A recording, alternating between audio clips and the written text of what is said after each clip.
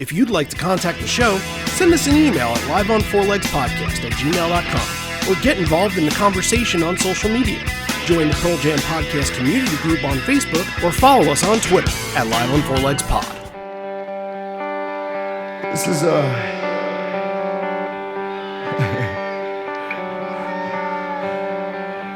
It sounds like there's another band playing over there. Hello, Ed.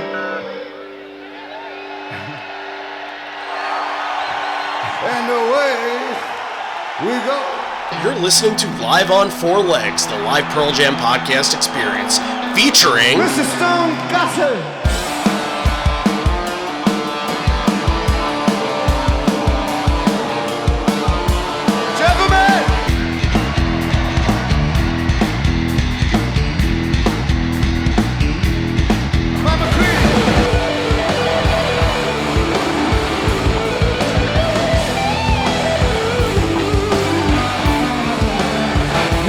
Fucking Cameron in the drum.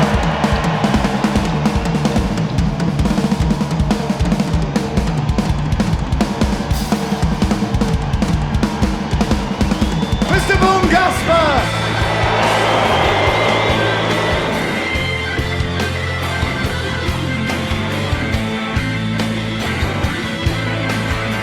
You can call me Al, you can call me Ed, you just fucking call me, why don't you?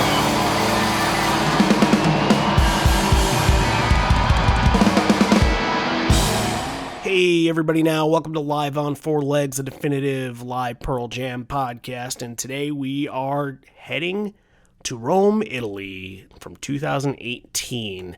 We did a 2018 show a couple weeks ago. We went to Brazil, and we've been taking some Patreon requests, and you guys have been, all of your Patreon requests have been awesome, but of course, we saw the Rome one and we were like, we have to hop on this one because we didn't do it when we did our Around the World series. It could have been fresh for that, but we saved it for now.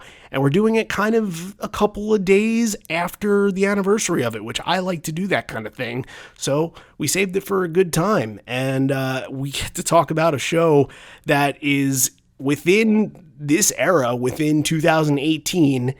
It's one of the most remarkable shows that they have, from front to back. It's 35 songs. There's a lot going on. There's a lot from all different eras happening here, a lot of big stuff. So maybe I don't have to tease it anymore. Maybe I could just introduce us. Randy Sobel over here, John Farrar over there. Hello, hello. Yo, Roma, Italy. What do you think of when you think about this show? Because it wasn't too long ago, so it's still semi-fresh in our minds, and, we kind of remember what was going on at that time. Yeah, I just remember following the set list and being like, oh yeah, this is going to be a good bootleg to get, and just watching people's reactions on the forums, just freaking out after every song once you get about, halfway through, and even early in the first set, after there's a couple in a row that we'll talk about from a certain album, and just being like, oh yeah, this is going to be one. This is going to be a good one. And it just kept going and going, and people instantly were like, this is the one to get. This is going to be the great one. It's instant classic. Yeah, and sometimes you can kind of define a show and put two and two together when a show has a really, really historically good poster, and this is, I think, one of the best posters that they've had in the last 5 years. I mean, everybody knows the skeletons holding hands in the grave. Like, it's an incredible piece, and I think it's an EMEC one. And I remember from seeing that, like, there were a couple of weeks where you saw the posters on this tour and you're like, okay, yeah, that's all right, but it's not like defining of a show. It's not going to be memorable. And then this one pops up. You're like, holy cow, they really worked really hard to get this one done. Like, when they re-released the Rome video stream on Nugs, they re-released the poster, and I mean, I think it sold out in seconds. Oh, I'm sure. Yeah, it's a great one. Yeah, this is one of the ones that they chose, during the quarantine lockdown series that they were doing, kind of going through the vault and releasing these videos. This is one that they chose, so they hold it in high regard as well. And we were very lucky that we were able to find it on YouTube, that somebody was able to I guess, kind of copy the stream and post it to YouTube, and it hasn't been deleted as of yet. So if you missed it, go back and watch it. Absolutely. Oh, 100%. And a lot of what, my talking points, at least, are going to be just staring in amazement of just watching this and seeing it in this incredible picture. It's exactly, it's a movie. It's like watching a movie. What I would give for HD video of all these shows from the 90s and early 2000s, something like this, like, oh my God, thousands of dollars, just unleash the archive and release all this. Like, it'd be amazing to see some of those older shows in this kind of quality and definition. What's crazy is it's not out of the realm of possibility that they did this for every show in 2018 and maybe even 2016 and forward. Absolutely. Yep. Like, if they have this much and they're still like, okay, let's release Missoula, and then we'll release, Wrigley or Fenway could be next, like, it still seems like they have a lot up their sleeve. So I hope that we get more, and it's just been a treat to watch everything. Even they did the Hyde Park one from 2010. Yeah, that was fantastic. And like, I was kind of lukewarm on these. Like, I'm not gonna pay to like watch the stream of these older shows, and like, it's nothing I haven't seen before. Like, it's a show. But then this is the first one, I think, of the new release ones, re-released ones that I've gone back and watched, and it is worth it. Highly recommended. It blew me away. Yeah, absolutely. Get your hands on watching this YouTube clip before somebody finds out about it and gets taken down. Hopefully they don't find out about it from me squawking about it right now, but it is worth your while to even just pause the podcast. We'll sit here and wait. We'll sit here and wait, and you can just watch the show and then hear what we have to say about it, because that's pretty much what we're going to do anyway. We're going to play some music, obviously, but we'll kind of just talk about being amazed by this. So there's a couple of storylines that we need to touch up on. 2018, what was going on at the time? I think the big thing that everybody fixates on, especially in June during this European run, there was probably about 15 to 16 shows. But on, I believe it was the 18th or 17th of June, they play a show in London, and they're supposed to do another night, and Ed has a busted throat, and he can't go through with it, and they postpone the show.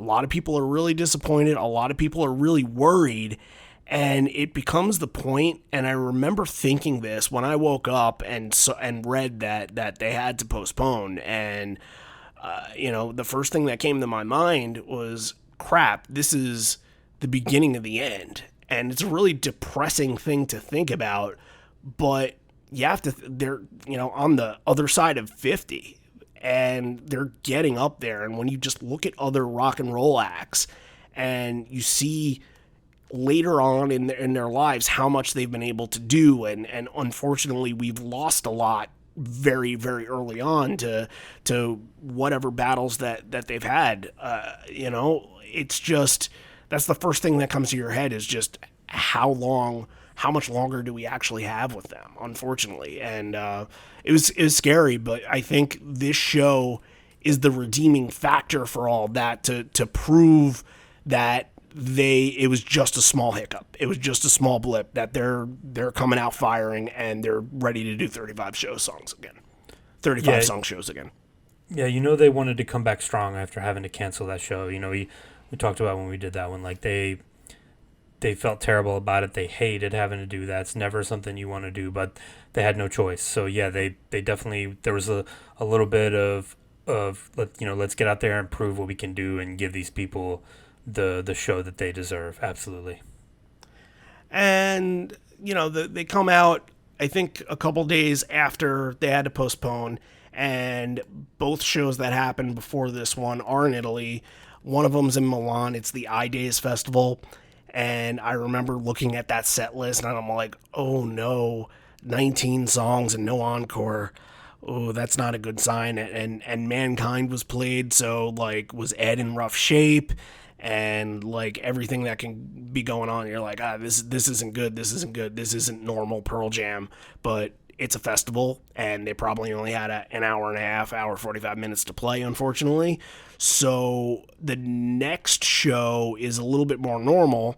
It's Padova, and I think they play a total of 27 songs at that show. So it's getting back into, but also you don't hear a lot of people talk about Padova as much as they talk about Roma. So, this is all leading into something big, and I think they even knew before the incident happened, before everything happened. I think they knew that Roma was going to be the show to beat in Europe, because you have to think the stadium that they're playing in, Stadio Olimpico, it's held the World Cup before, holds 72,000 people. How many do you think it holds for concerts? Like 55, 60? They said 75 for concerts. Yeah, that's incredible. And I mean, there was not one seat empty when you watch that. Every single head was there.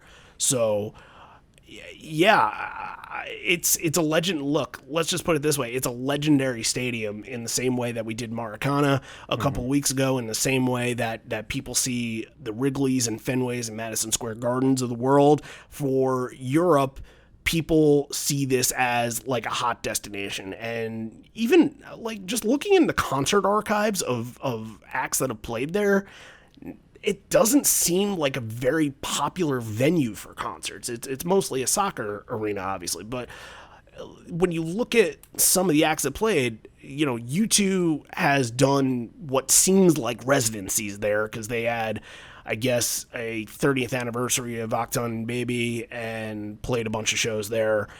Bruce and Sting and Elton John and the Stones and Eagles and The Cure, those are all you're talking about the biggest bands in the world. Yeah, right. So it just solidifies Pearl Jam's spot in all this. And sometimes you kind of think like, well, because they're kind of, everybody else that I just mentioned is kind of an elder statesman.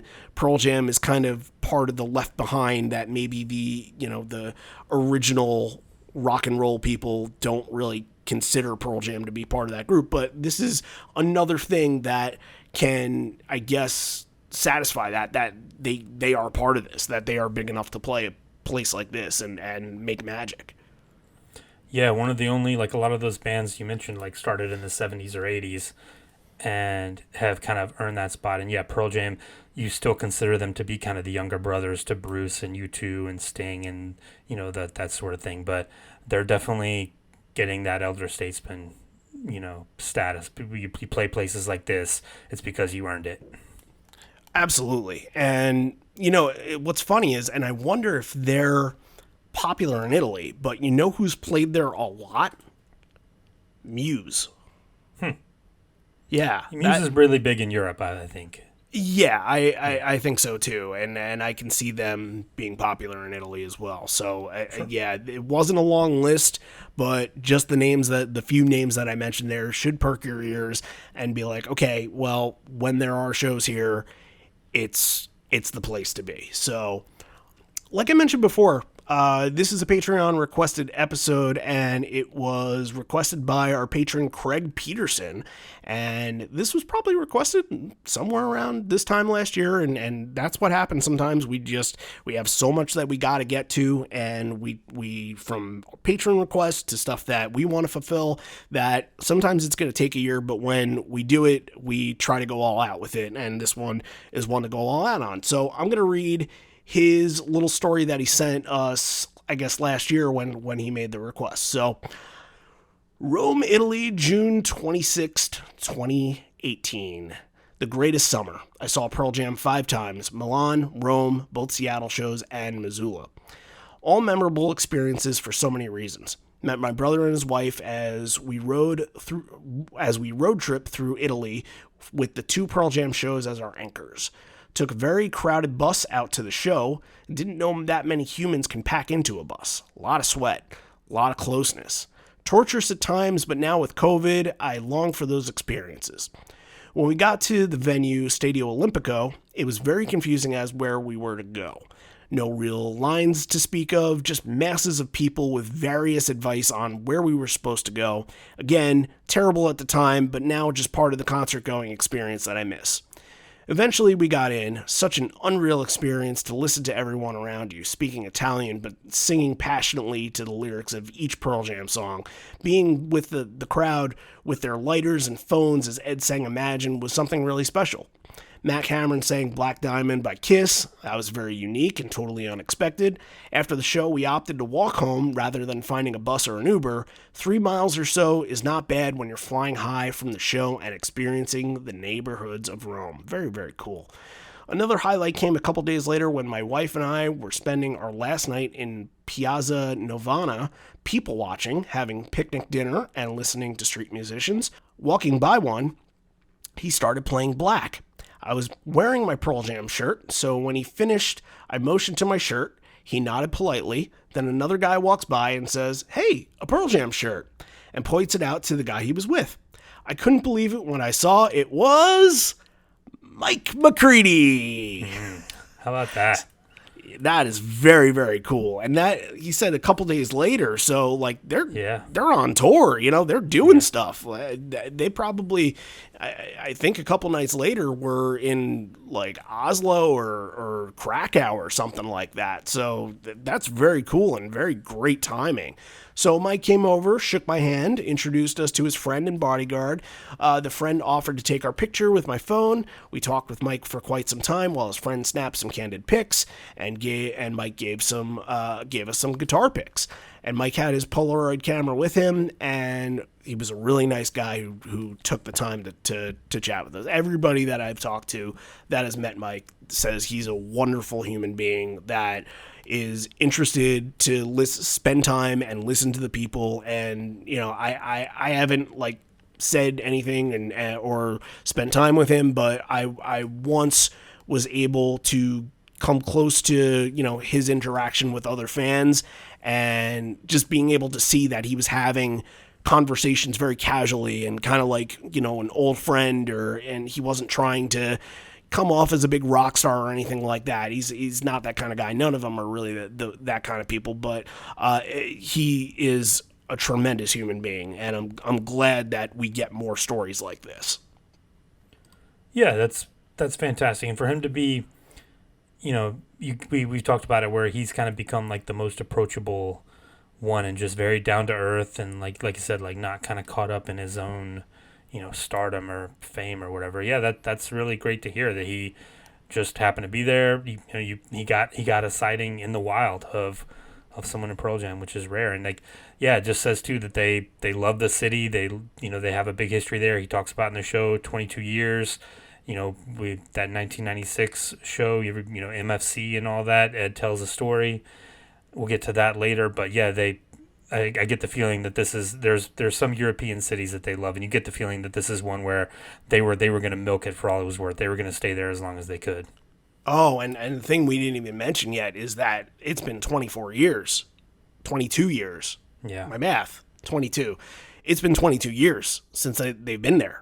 The last time that they were there was 1996. You mentioned MFC. MFC was written in that little time period where they were touring Europe during the No Code Tour. And that's, they've been back to Italy a lot, from Verona to Milan to a couple other places here and there. Obviously, all the Immagine in Cornice shows that happened, but they, strangely enough, not back to Rome. And I think it was more than worth the wait. So we won't wait any longer. Let's let the show begin. And of course, it's a big show. Everybody knows that if you're getting 70,000 plus people there, it's going to be massive. There's only one way to start a show that's this big, and it's with Release. I can't get over it. Already, the beginning is just chill-inducing. Just watching it and hearing the crowd hum along kind of with the drone of the guitars, and Ed already off the gate, passionate as passionate he can be. The whole thing is just a massive atmosphere and an absolute joy to watch.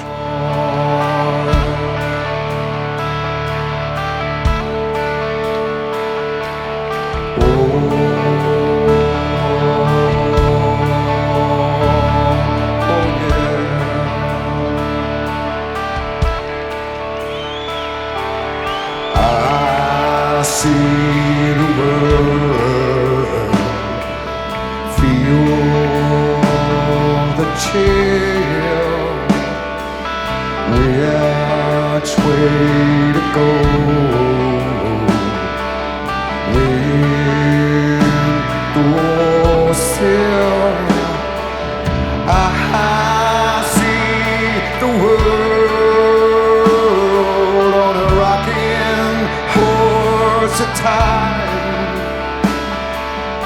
I see the words in the rain.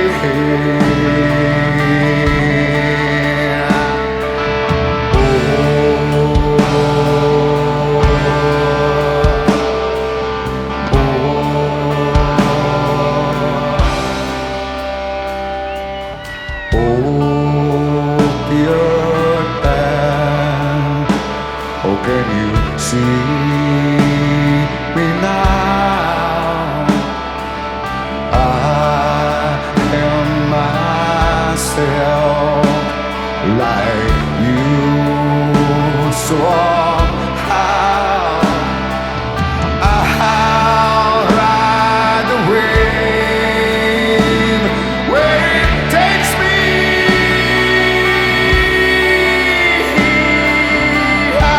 Just an epic beginning, and it's release. We think of release, popping up in more shows than it does, but this is one where it's a release show. It's a sign that we're it's like a little bit like we're back. This is going to be a special night. Right. If the other two shows, the Padova show and the Days Festival show, if those were kind of tune-ups to get to this point, they really made it worth it, because this one was meant for a moment like this.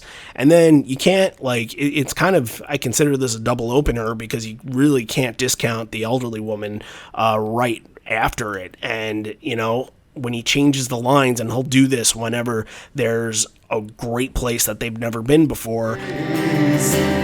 So glad we saw this place. So thank you all for taking us. It's another sign that they respect the moment, that they're in the moment, and they understand the importance of being where they are. Yeah, and again, very crowd friendly early on. So they obviously, you look out, you come out, and you see the stadium, you see how many people are going to be there. It's like, we got to get this crowd going early. So release, small town. You're not getting an Of the Girl into Oceans or anything. It's right. You're getting the big crowd favorites early, so they get everyone going right from the beginning. Yeah, this is fantastic. My God, it's been so long. My God, it's been so long. I just want to scream hello. Like that is perfectly placed there, because, of course, hadn't been back since 1996. Like that, you have to kind of start off with that, say hi to everybody, really kick this into gear. It already 2 songs in. Like, you can tell you're kind of strapping in for a long ride. But, this one's going to be worth it. Ed says, Buonasera, and reads Italian from a piece of paper. I didn't translate any of the Italian. I don't know if you speak Italian. No. Were you able to make out? It's the same stuff that we're used to. Like, yeah, we're so happy to be here. Thank you all for coming. Right. It's all the same. Yeah. The platitudes. Right. That's why I didn't get. Yeah. That's why I didn't go out of my way to really figure it out. So, and there are moments in the show where he does speak in English, and I think those are the more poignant moments anyway. So. But that follows up with the Interstellar Overdrive intro into Corduroy, and this little section is just your big arena songs. Corduroy, Why Go, Do the Evolution, and there's just a massive eruption once Corduroy starts.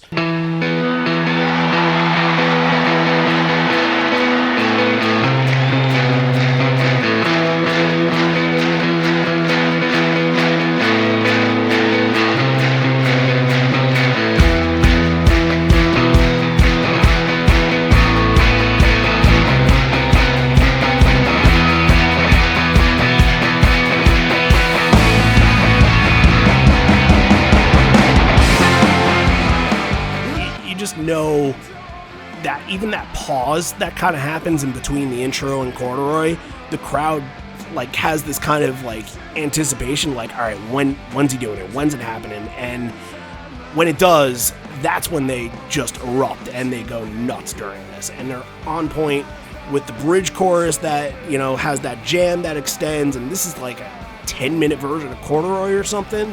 Like, this is a pretty insane way to start. Yeah, this is a pretty insane way to start. Long call and response. Like I said, the crowd's awesome. It's one of the best call and responses I've heard on this. Mike has a very melodic solo. And normally it's like it can get a little showy and it can get a little, you know, kind of arena rock. But this was a little more melodic. It was a little different from what we've heard in 2018. But maybe a theme from this show. Yeah. The thing that hit me on this with Jeff, the bass sounds awesome. The tone on the bass is amazing. You could hear all the little things he was doing.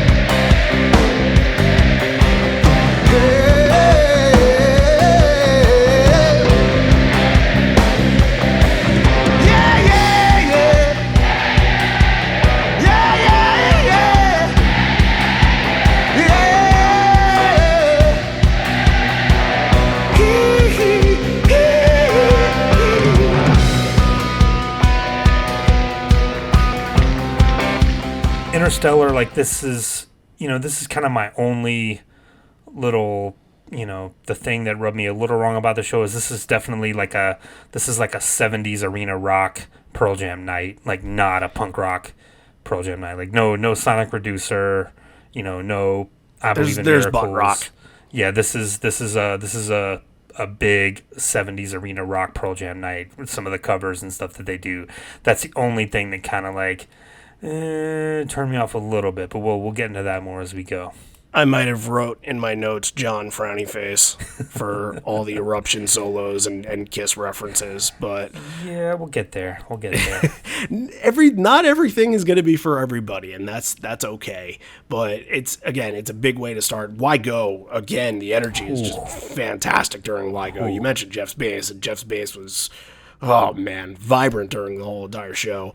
Yeah, they show a close up of the bass, and he's up at the amp, like he's in it. Like they're going for it early on this. Yeah, Why Go is amazing. And look, you don't play a place in 22 years. You're getting 10 song, Versus song, Vitalogy song, 10 song right up front. Like hit them with the old stuff early on. Yeah, Do the Evolution too is just fantastic. Oh, yeah. And obviously with the incredible picture display that you have with the video here, you see the close-up of Jeff and Mike giving communion on this, which is a lot of the time we're like, did they do it? Because you're not sure. Either you're listening to the boot or you're kind of watching something from a cell phone video or something like that. But this is, you see the whole thing, and that isn't a low-key great moment whenever they do it during the song. Yeah.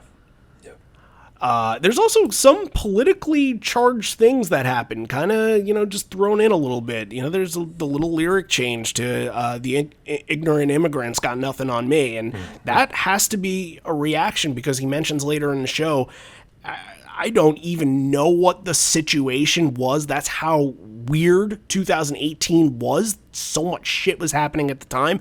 I'm assuming most of what he was talking about at this time was about the border wall. But that has to be a reference to that. Like a lot, I think that that Jill showed up at one of the other shows before this or after this and wore We Care, Why Don't You jacket, kind of a play on words for Melania's jacket that she had. Yeah. I think, too, and I could be 100% wrong on this, but I remember there was something about, like, there were some European countries that were not taking in refugees from, was it like Syria or something? Like the Syria's was going through a civil war. I think there might have been some controversy about that. So it might have been kind of, the immigrant line might be tied to Europe as well. It might not have been, and again, I could be 100% wrong on that, but if someone knows out there, send us an email and let us know. Yeah, I can't fact check you right now. I think there was, I want to say there was some European immigration issues going on as well that this might have been in reference to. For sure. Again, after those three, you have to kind of stop and take a breath for a second, and we'll get into kind of the idea of that. But he addresses them in Italian while reading off his script and says the next song was written by Jeff Ament, and that gets you into a little section where yield pops up a lot. This is these two songs back to back make it 3 yield songs, and then in the main set you're getting 4 and 5, so you're getting a ton of yield early on, and for some of these yield songs you almost never hear this stuff. So Pilot is number 6 song in. When does that ever happen? Especially in this era, almost never.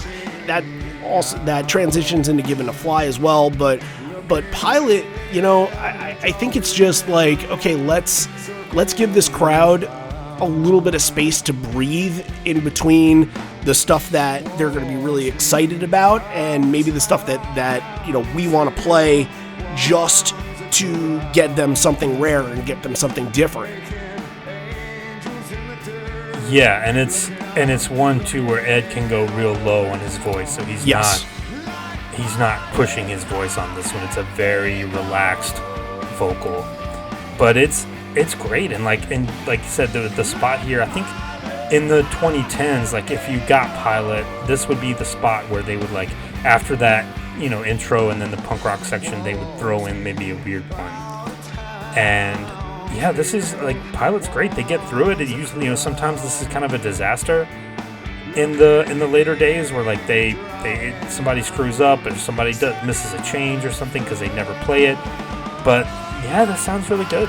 Ed sounds great on it. I thought this was fantastic. Yeah, underrated yield song. I think when you think of the record, you obviously think of Given to Fly, Evolution, and Brain of J, and some of the others. Love those Jeff songs. Of course, and Jeff has a lot of good contributions on that album, including Lowlight as well. But Pilot is low key, just great little, and I don't want to call it filler, but when you're bouncing from song to song, you're going from Given to Fly to Wishlist to Pilot, and to get that as kind of your buffer and your preparation to go into Do the Evolution, I think that it's just perfectly drawn up. It's a perfect side A. It's also a perfect side B as well, to a record that I just think is a completely perfect record, and I think that is our song appreciation for the week right there, because I don't know the next time we're going to cover it. They've only played it 30 times, and we've gotten it a little bit in the last couple months, but I think we haven't been able to really go into detail on it, so that's maybe the last time that we'll be able to do that for a little bit. So give Ed credit. He's singing and he's immediatally going for that. He does all the vocals. Yeah. Like, sometimes they kind of gloss over that part, or like he misses one, but he's that's very close to the album version. Yeah. Given to Fly gets you right back into it. Another hit. You can start building the fans back. Good rises and falls. Good kind of wave of momentum during the song, and the crowd is in on all the builds. You can kind of tell, when Given to Fly has that kind of surge in it. You talk about the surge a lot. When like that sort of hits and it builds, and you can feel the other guitar kind of coming through.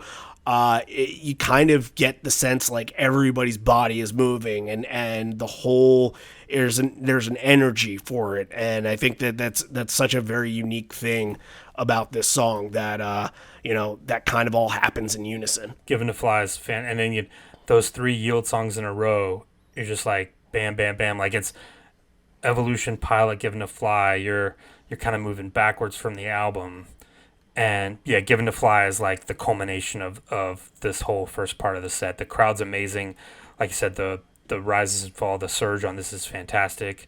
Yeah, really, really great Given to Fly. And a lot of the Given to Fly is one that's gotten better with age, and we're going to talk about that when we do our Evolution episode on it coming up later this summer. But yeah, very, very good. Debatable, but there are things that do make it good in this day and age, and this one was part of some of the good later era versions of Given to Fly. Absolutely agree with that.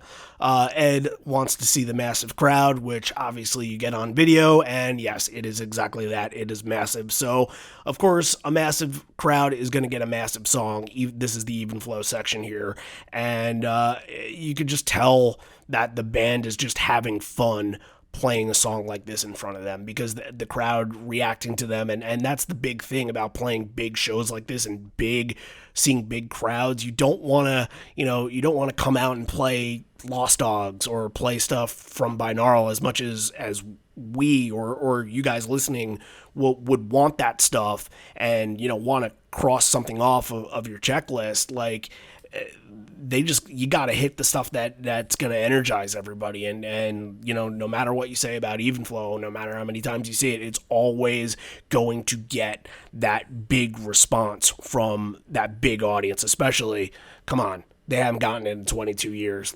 Even flow is special here. Yeah, this was just like we talked about with Release. This was always going to be an even flow show.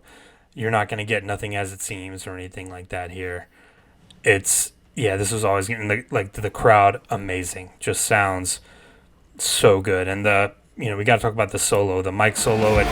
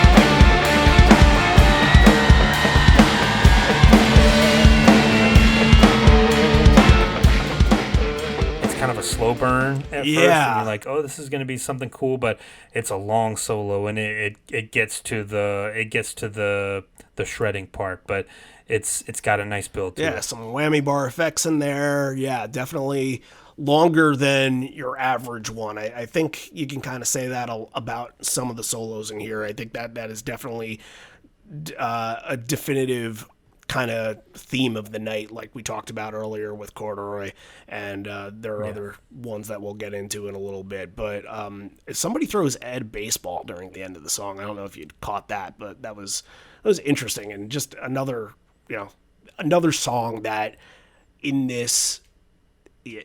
the way that they shot this just looks incredible. Like, you want to see the big songs. I didn't catch it, but he caught the baseball, so that's what. Okay, I gotta see what you did there.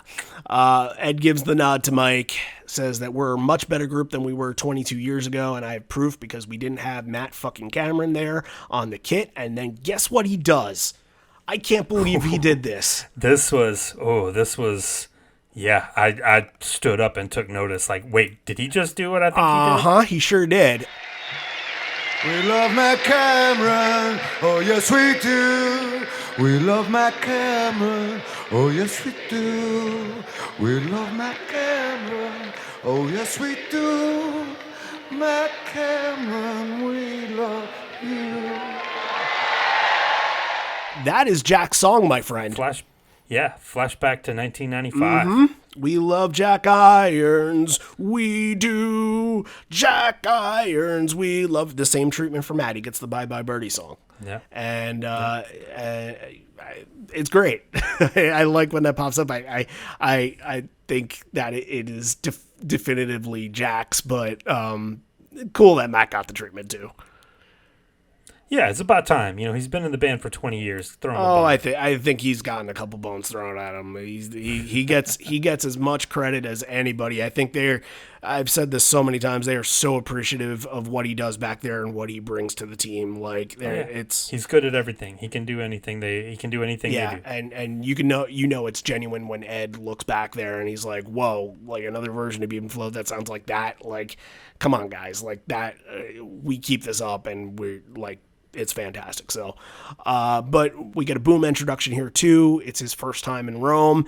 Obviously, he was not in the band 22 years ago, so he hasn't been able to experience this, but he was a pretty big part of that Immagine In Cornice DVD that was out. So, I think him and Ed were going through some of the cathedrals, and he went and played some of the organs in the cathedrals, and that was a very, very cool moment in that documentary. But weird here. Wasted Reprise is the intro to Wish List. Huh. What'd you think? Yeah. It was a little out of place at first. On paper, you're like, I don't know if that works. But, Wish List, it kind of fits. It's got that kind of mid-tempo, like, it's a song that had Boom been in the band, he probably would have been featured on. So it kind of works, I thought. Yeah, you just don't usually see it this early in the set, and you don't see it anywhere close to Wish List. It's usually, obviously Life Wasted, but if it's not Life Wasted, for the most part, it's Better Man. We have heard... Yeah, and usually it's, like you said, it's opening a second encore, and he'll talk over it, they'll make a big thing, or he'll use that as an opportunity to kind of go off and on a rant or thanking people, but this is just kind of a straight version. Wish List is good. There's a lot of, Jeff's bass is kind of illuminated on the stage. I thought that was kind of cool. It's kind of neon color. It's kind of like a neon orange color. And I noticed that during Wish List and Lightning Bolt here. But Lightning Bolt was kind of a good mid-show showstopper. I feel like there's a lot of crowd participation, like clapping, and another song that just makes the big moments feel bigger. You want to play it in front of all the big people. You want to, this is really Lightning Bolt's a hit at this point in front of Pearl Jam fans, that people that know that, and especially in that environment now, you can play a song like that, and it can, even though it's a new one, it has a different identity than it did in the early 2013 tour. Yeah, I think it says a lot too that it started to separate from Mind Your Manners a little bit. Because how many shows have we done where it's like, here's the Mind Your Manners Lightning Bolt combo, Yeah. here it is again, Right. and Lightning Bolt starting in 2016, 2018, it kind of elevated a little bit. It was getting some more props and getting some more featured placement in these set lists, and like no Mind Your Manners here, just Lightning Bolt, and like it's shown up in encores. I think it's kind of cemented its status as kind of the best live song from that record. And you know what I'll say after that? I think I'll say get used to that, because I think that's going to happen moving forward. They're going to want to play a lot of new songs. And one of the things I did want to mention is, what do you think the Lightning Bolt from Gigaton is going to be? I think that there's one that's a standout. I think it's going to be Quick Escape, but it could be a handful of those, I think. I'm going to say, you know what? I'm going to say Retrograde. Really? I think that's going to be really good live. I think it's going to be. You think it's going to kind of have like a crowd participation kind of moment? Like, I think it could be one of those that kind of finds a. I know, because a lot of people you talk to, like, it's not their favorite early on, but I think when you hear it live, it could be one that kind of gets elevated in status after being played live. Yeah, I think there's room there that it could become a big crowd favorite. Sounds like you're saying Retrograde might be the unthought known, because that was same idea. Lightning Bolt is the unthought known of Lightning Bolt. Right. Yeah, very similar even idea. though I think they tried to make Swallowed Whole the unthought known of Lightning Bolt, but that's a whole nother conversation. So, all right, that very cool stuff. And we move forward. Ed wants to celebrate some women tonight, and the first woman he wants to celebrate is from Seattle, a great artist, contributed to a compilation album covering her material. And Mike is a very good friend with her, and through the last couple of years, you've seen the connection grow between Brandi Carlile and Pearl Jam, and it's been great to see those connections, because, you know, for somebody like my wife, she liked Brandi Carlile before getting into Pearl Jam, so that kind of connected us when I heard this cover of Again Today. And we'd like to play this one of hers. It's called Not Today. Or Again Today. Not Again Today. Yeah, it would have hit a little harder if Ed had actually remembered the name of the song. Right, but, you know, Ed's got a dad, Ed, so.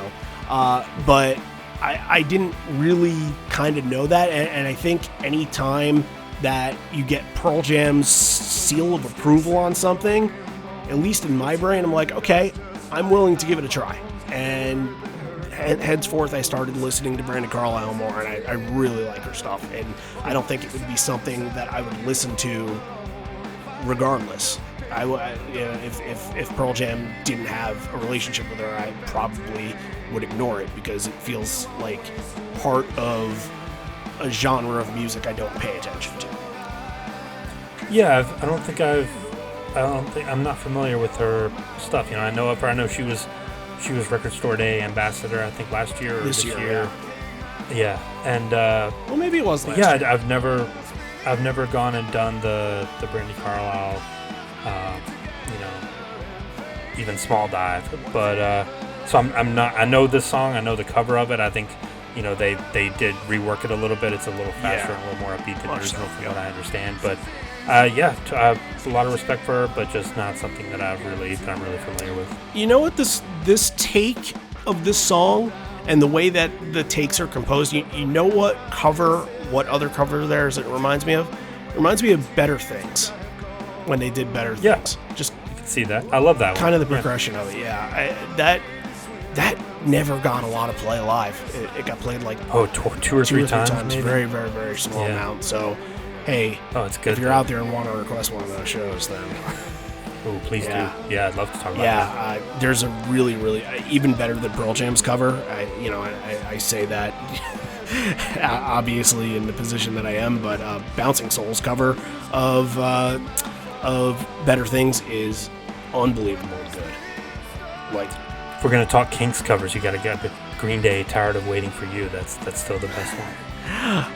There we go off on the tangent, but like you mentioned, the song is not exactly what their style is, but they kind of are able to mold it and make it Pearl Jam. And Ed Yeah, it's great. It sounds really good. And we'll be talking about this one way later on in the year because I believe the Seattle show at Safeco, the Night One show, she joins up and sings with them. And I remember hearing this when watching it on a live stream and saying she is running circles around Eddie Vedder. So buckle up for that one. I'm sure it'll happen at the end of the year when we keep going on with our hometown series.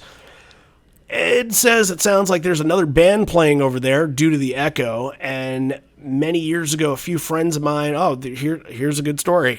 The story, probably the one that you attach Rome and Pearl Jam to. We mentioned it before.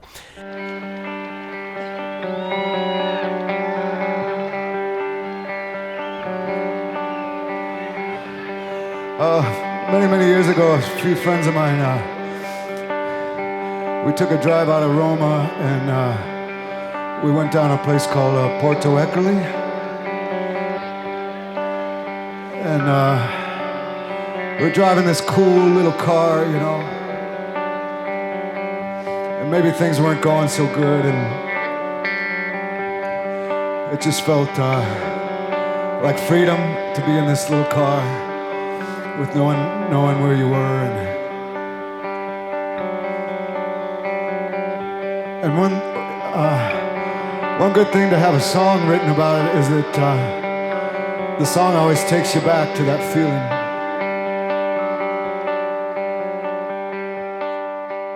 Great to have the untitled intro into MFC, and I mean, like, that's got to be outside of, you know, Even Flow, Alive, and Release. Like, this has to be the biggest layup to be played on this night, right? Absolutely.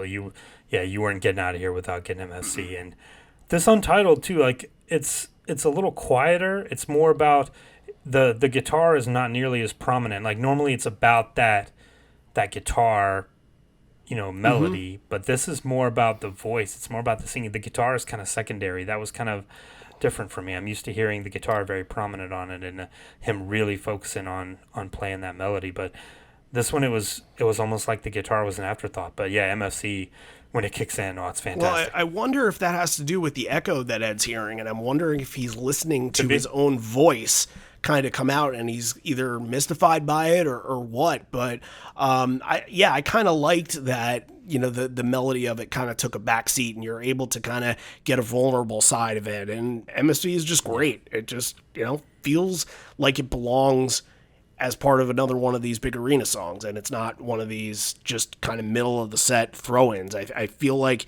the people there kind of know the importance of it too. Interesting. But yeah, Jeff sounds amazing. The Stone solo at the end is fantastic. Please watch the video and watch Stone do the solo. Yes.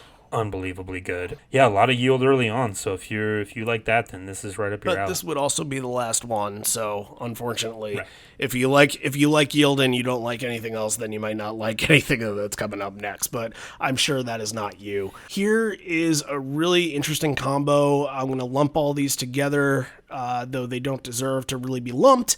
Immortality, Unthought Known, into Eruption, into Can't Deny Me. That's an interesting foursome. It's like you're starting at the top, like put your hand above your head, and then you're just dropping down notches. Yeah. Every time. Yeah, and I wasn't incredibly impressed by this version of Unthought Known. I don't think it had the big rise that the song usually does. It felt a little bit rushed.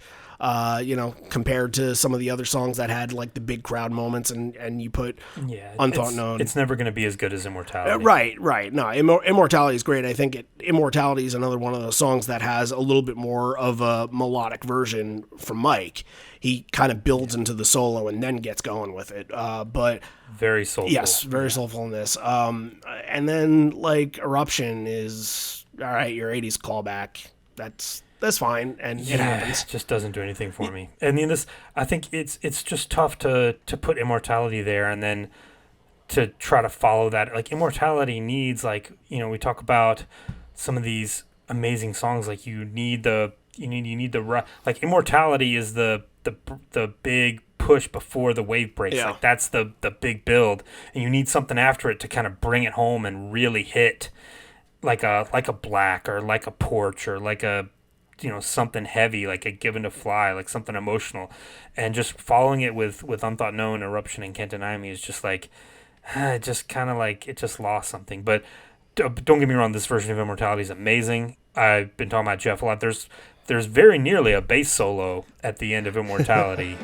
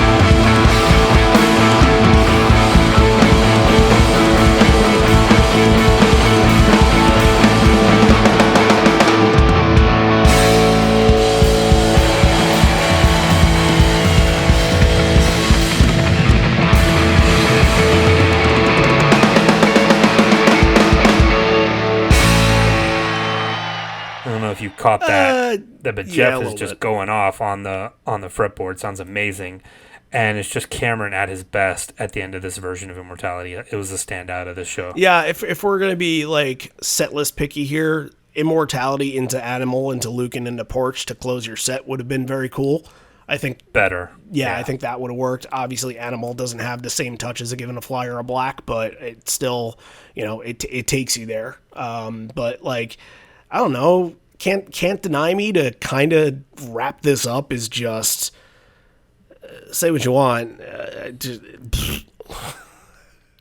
It's fine. Like it'll never be a favorite just because of when it was released and what happened afterwards and everything. Like it, and like it. Everybody knows the story from the forthcoming album, and then didn't end up on the album, and so that's we a good know thing. How they feel about it. That's a good thing. Yeah, I think we probably, if we haven't seen the last of it, we've seen almost the last of it. Right. Maybe it comes up in one moment where there's a political thing in another country or something like that. But yeah, I don't foresee a cowbell attached to a folding chair being used too much often, and the cash register. Better live than on the record. I'll give them credit. They play it better live than on the recorded version. The crowd claps along, and that was a pretty cool part. But it's there. While it's hard because there are so many things that overshadow it that it's easy to just be like, ugh, like that one was the one stinker in all this. But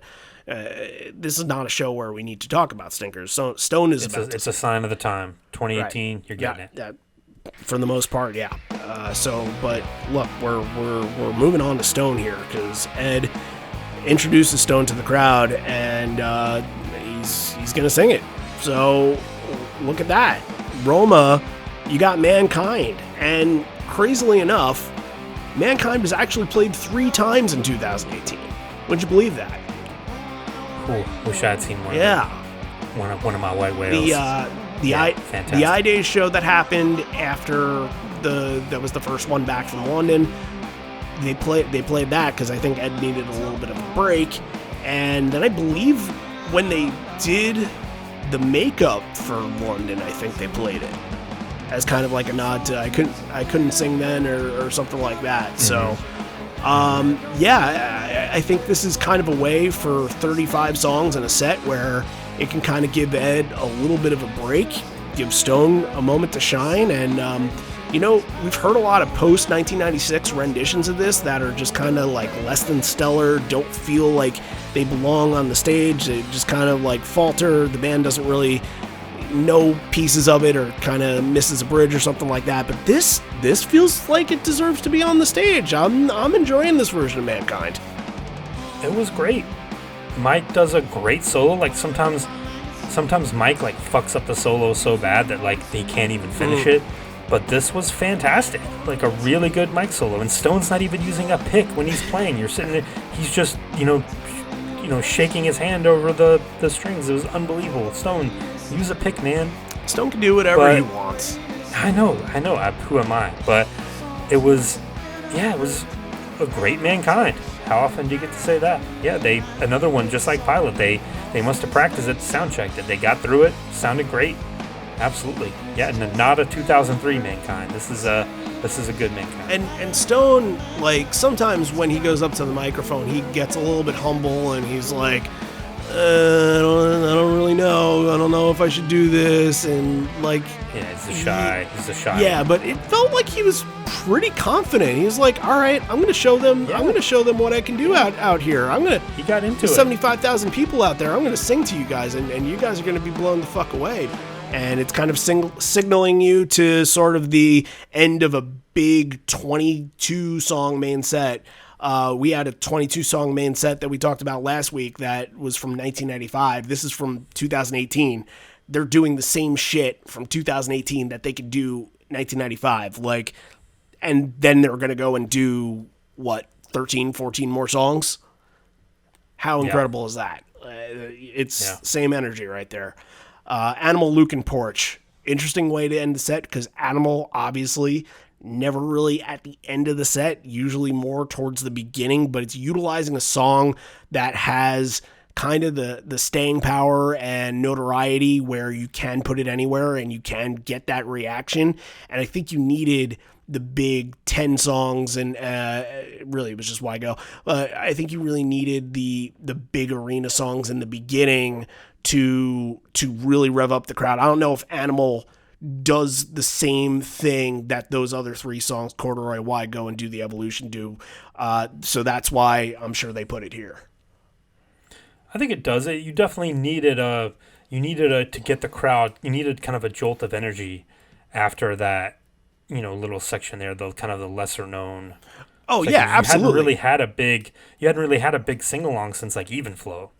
So this is a chance to like get the big sing along again and get the crowd going. And it's immediately, once that riff starts, you see the crowd just go nuts. Yeah, don't get me wrong. I'm all for this. Like, I'm not trying to put Animal in a lesser position. I just think it has more flexibility than maybe one of those other songs. I think those other songs hit you a lot heavier. They're longer. They have more pieces to them. Animal's pretty simplistic, can kind of get you up and get you energized. And yeah, this is a perfect kind of way you get Animal into Lucan, and Lucan, lasts for however long that Lucan does and transitions you into Porch. And that caps you off. Like, Porch, I thought it was great. I thought it was another great version of Porch with those orbs, and the orbs weren't the same orbs that they had on the Lightning Bolt tour a couple of years before that. They were, I don't know, they had some kind of structure around them. They looked very, very cool. I don't know if that was an arena thing or if that was a new style that they used that year. I can't remember at this point, but Ed is pretending to swing his guitar like a baseball bat at them and, reflecting the light from the pickguard onto the crowd. Jeff is pushing the orbs around. They look a lot more breakable than the other ones, so they were a little bit more careful. Upgraded the orbs. Yeah, they went back to and upgraded, got the new and improved. Yeah, orbs they're definitely bigger for 2018. Yeah, they're definitely bigger. But yeah, I'm going to tell a quick story about this. So if they show the crowd, like when Ed goes out in the crowd, and you see the front row, and someone's got a sign that says Stocazzo. Oh, okay. Stocazzo. Do you know what that means in Italian? Ah, man, I think so. But share. It means holy fuck. Holy fuck in Italian. And so for me, that reminded me of, like, there was a band from the late 90s from Chicago called Sweep the Leg Johnny. And they were kind of like an indie rock band, kind of an angular sound to them, like almost instrumental, but very cool, very fast, like one of the really cool bands out of that that kind of indie rock scene in Chicago. And I was at a show, I think, the Alkaline Trio, who just announced their tour with Bad Religion, if you're interested in that, Randy. Of course I am, but I have priorities. And so my friends and I had gone to see Alkaline Trio. This is probably year 2000, 2001 maybe. And the singer for Alkaline Trio is wearing a Sweep the Leg Johnny shirt, just says Sweep on it. And so, my friends and I we're kind of close. So before the show, he's kind of like tuning up, and we yell like "Stoccazo!" like way loud, and he kind of like looks up and goes like, "What? Who said that?" Like kind of laughs and like, "Oh, cool." So that instantly reminded me of that staccato sign. I was like, "Oh, holy fuck! I know what that means in Italian. That's awesome." So that's all the Italian I got for you. Well, that story didn't go in the direction that I thought it was going, but I liked the direction that it went. I thought Ed was going down there, and I think he did, to greet a couple with an 8th wedding anniversary sign. There were a lot of signs and flags all over the barricade. Yeah. So, and so many people like that. There were probably like 100 people deep just that were in the front, anywhere from Mike to Stone's side. Like maybe long more. rail on this one. Maybe more. So a lot of people got big moments at this. So again, big 22 song main set, and you need a little bit of a breather. So that's where we're going to pause for station identification before getting into the encore, talk a little bit about what's going on in Patreon. We did last week. We released the Red Rocks Night 1. If you listened to the Night 2 episode and didn't listen to the Night 1 episode, that means you didn't get the beginning of it. You didn't get the full chronology of the whole story. So if you want the whole story, we put the first one on Patreon, and you might be saying right now, "Oh, why didn't you put both of them on the regular?" Because, well, when we have a lot of patrons to begin with, we want to make those people happy. And we want to make everybody happy. So that's why we kind of want everybody to sort of join in and be part of this community. We understand if you are fine with just sticking with the regular episodes, of course, but yeah, absolutely. That's fantastic. Thanks to those right, people. But also, we're going to do more things and extra things for those people that want to want to help the show out and kind of help us grow, because hey, look, shows are coming and we want to do big things at these shows. So donations help. This is not a podcast that makes any money. We don't sell any advertising. We don't do any of that stuff. It's all out of pocket. Anything that we need to pay for comes from donation and, goes back to you guys. We want to give everything back that you guys have given to us. And thankfully we've been able to hit a lot of people that are interested in this content. And, from the Red Rocks Night 1 that we posted on there and the Bridge School that we posted a couple days ago, that's the final Bridge School episode. We're done with those guys. Like those episodes, the whole thing, there's a box set now. You can go and listen to the whole box set. So yeah, there's just so much over there. From the Evolution episode, like when we mention all this stuff, we don't mention it to like rub our nose and say like, give us your donation or anything. We mention it because we're freaking proud of all this stuff. We're proud that we've come up with really, really good content and we're able to continue doing more outside of what we're doing on the regular platform. So look, John will tell you about what's going on the tiers. If you're interested in that, like definitely climb aboard. $1 a month, that's it. That's all we're asking for. If you don't like it, bounce out. That's totally fine. I just want anybody that loves the show, that's interested in the show, to get as much out of it as humanly possible. Yeah, it's one of those things where like if you're a Pearl Jam junkie, right? Oh, and we have your fix. You want more content. Like, we do the Devo episodes over there where we get super nerdy and like just talk about fun stuff, and we do the Evolution episodes where we dig into a song and talk about the song's live history and everything that's gone around that. And we've been doing some 1991 shows over there. We've had it's just like you said, the more patrons we have, the more content we want to do for those people. So if you hear us talk about that stuff and you're curious, like I wonder if that stuff's any good. throw in $1 for a month. That gives you access to all the extra bonus audio content on there. You can go back from the beginning, listen to everything, and all that's there for you for $1 a month. Those are our bonus legs. For $5 a month, that's the Giga-Leg tier. You'll actually get to pick a show. Like if you wanted to pick one of those shows where they played better things, that would be great. Or any of the many other ones that we've been dying to do over the last long time. Yes. And yeah, like if there's one that you went to that you want to talk about, you think is underappreciated, if there's a classic one that we've never done that you'd really like to hear us talk about, yeah, that's all there for you. You can request a song like Craig did for this episode. It might take a while, but we will get to it.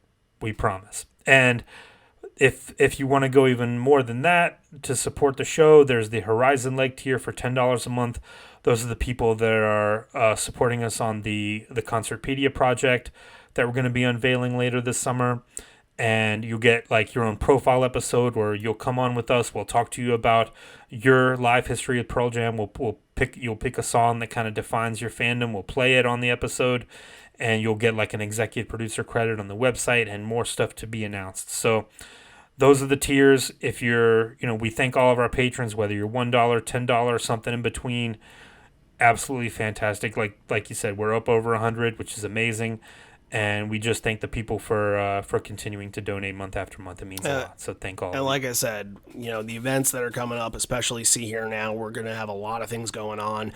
I don't want to announce them just yet. I know the Shore Stock event is going to be incredible. You guys should definitely check that out. If you're not following the Touring Fan Live on Facebook and Instagram, find out. You can follow them, and you will get all the information, what's going on. I'll be involved.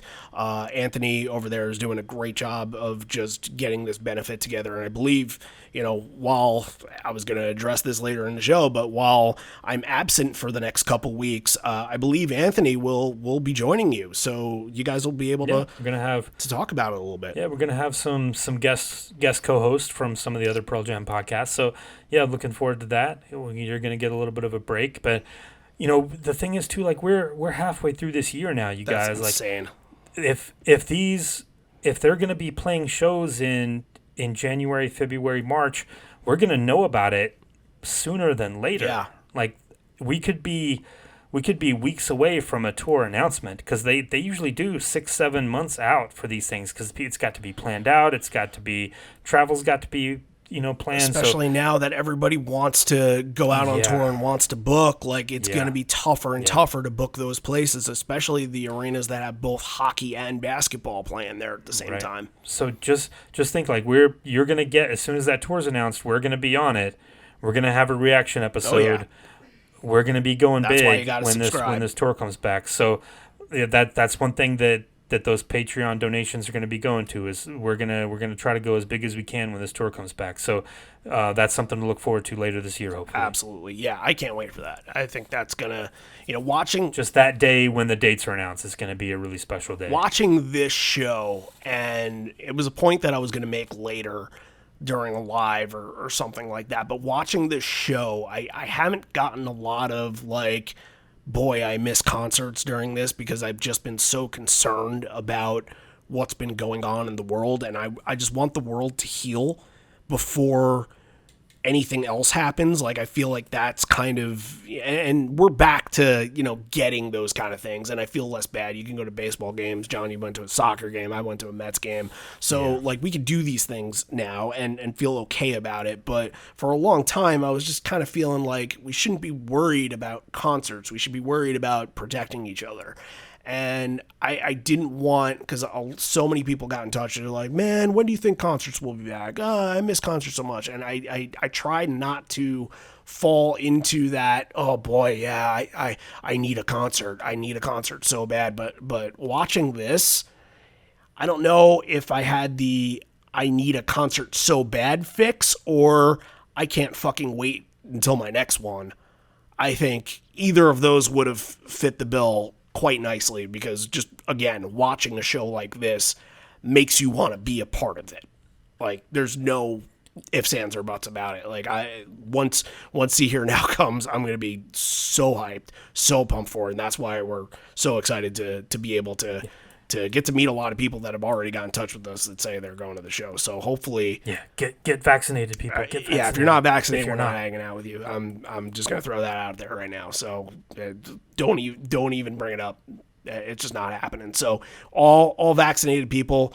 And I'm hoping that somehow at See You Here Now we'll be able to get a massive group of people all in the same area, because you just never know with festivals. There could be non-Pearl Jam fans not singing in certain places, so I want to make sure the biggest passionate group is all within each other. We can sing with each other. So keep that in mind if you're going to the show. Hopefully we get to see you all there. And unfortunately, we won't be at Ohana, but maybe we can set something up with some people that are. But more on that at a different time. I think we need to go back into the rock now.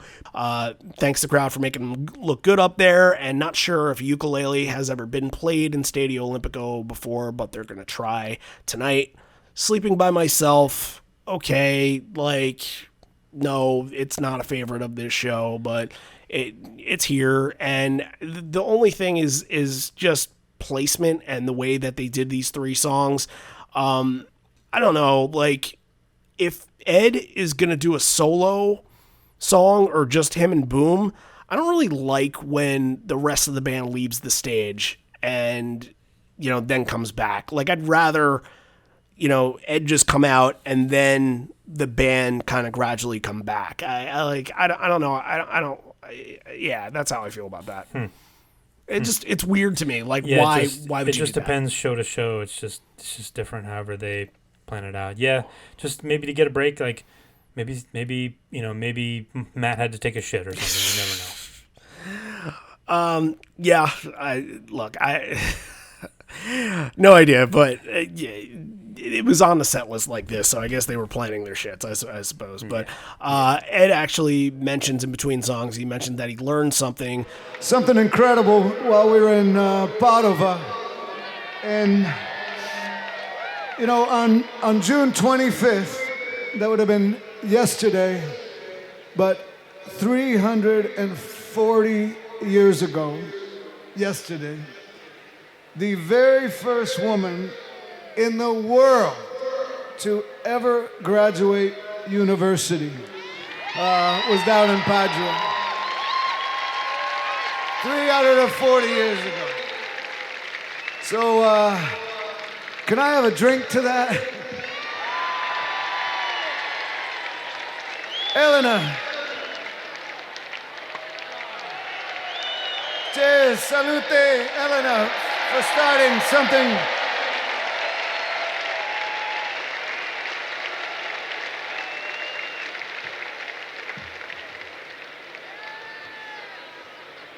Elena must have been one of the most incredible women to be. That's like walking on the moon. And it also proves that women have been smarter than me for 340 years. Just Breathe here. It's just Ed and Boom, like I mentioned. But Matt is not actually taking a shit because he's sitting at his drum kit, but it was really hard to tell if you were able to hear the backing vocals on it. Yeah, it was, very low. Couldn't Maybe it's tell. because of the echo. It was tough, but, I think we mentioned it before, Just Breathe without the bass is just kind of naked. Yeah, it just doesn't hit the same way. But you know what?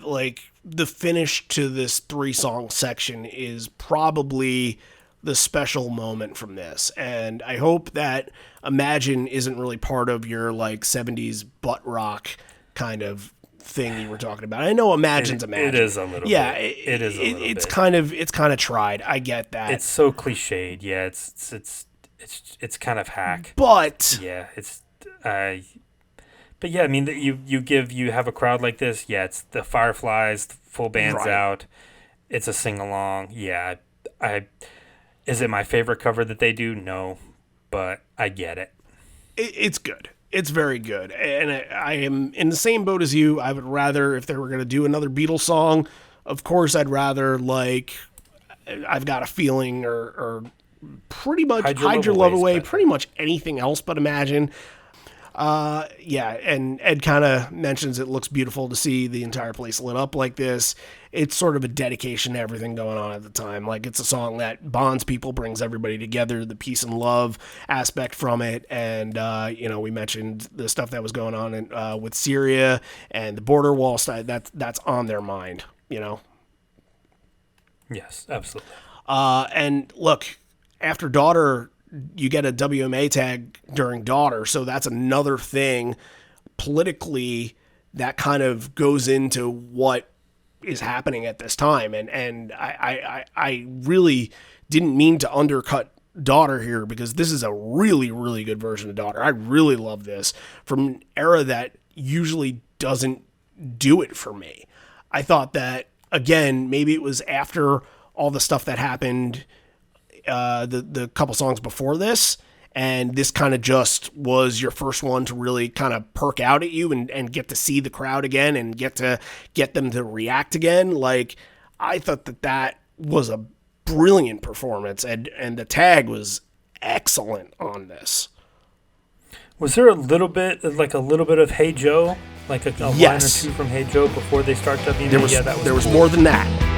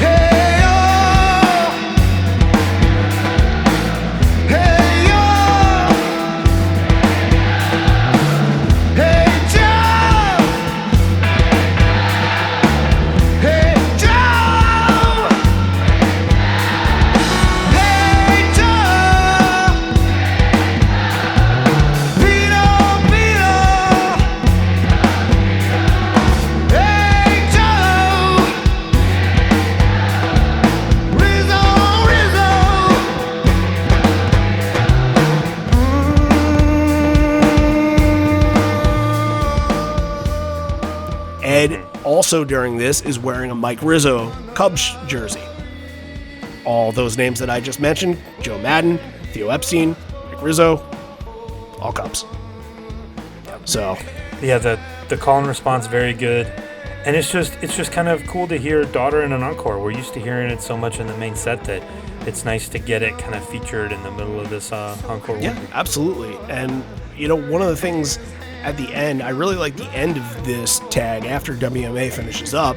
Ed's kind of singing something, and again, like, you just don't know the line sometimes of where is Ed coming up with this on the spot, or is this an actual song? And I googled the whole lyrics. It's not an actual song. This is literally something that Ed just came up with, but it's something about the streets of Rome, and it's just a nice little thing. It's probably like 2 or 3 lines long. You never would have known it was an improv by the way he was singing. It was like it was developed the whole entire time. Yeah, he's so good at that now. They've been doing that for so long that he can just pull these out whenever he feels like. That's right. Yep. Life is best above the Spanish steps. It means so much to feel at home. Walking the streets of Rome.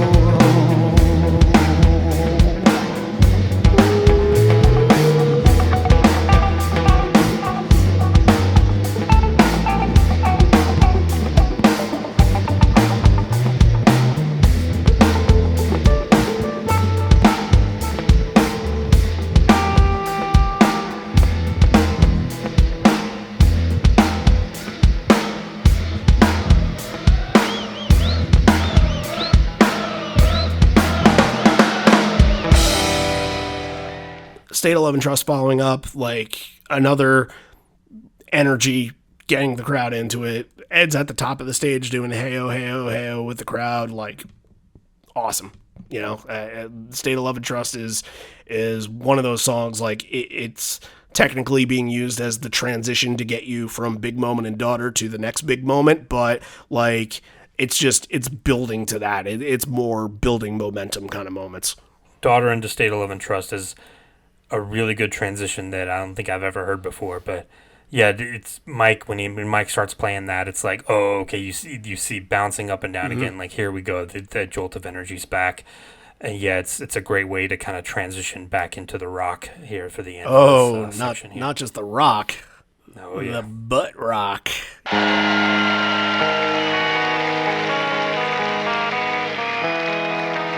And a little bit of Mike McCready.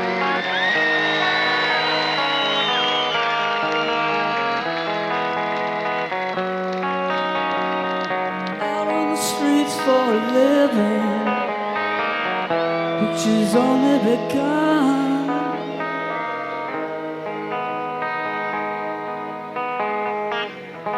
Got you under their thumb.